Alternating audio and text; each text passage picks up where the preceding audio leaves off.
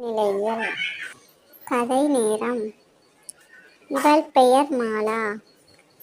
அவள் காலையில் துயில் எழுந்ததும் எழுகிறாள். இதுதான் கிருமி.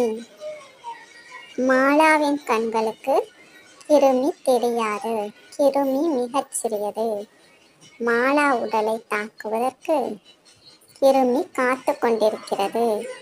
மாலா காலையில் எழுந்ததும் பல் துலக்குகிறாள். மாலா குளிக்கிறாள். மாலா சோப் கிருமியை தாக்குகிறது. மாலா சுத்தமாகவும் மகிழ்ச்சியாகவும் இருக்கிறாள். கிருமி சோகமாகிவிட்டது.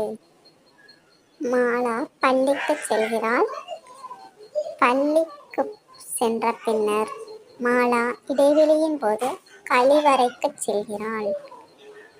கழிவறைக்கு சென்று வந்த பின் சோப் போட்டு கை கழுவவில்லை. கிருமி மகிழ்ச்சியாகிவிட்டது.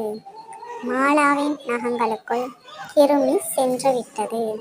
மாலா மதிய உணவு உண்கிறாள். மாலாவின் வயிற்றுக்குள் கிருமி செல்கிறது. மாலாவின் உடல்நலம் பாதிப்படைகிறது. மாலா மருத்துவரிடம் செல்கிறார்.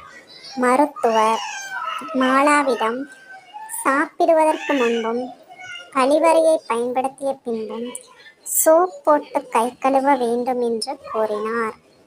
மாலாவிற்கு மருந்து தருகிறார்.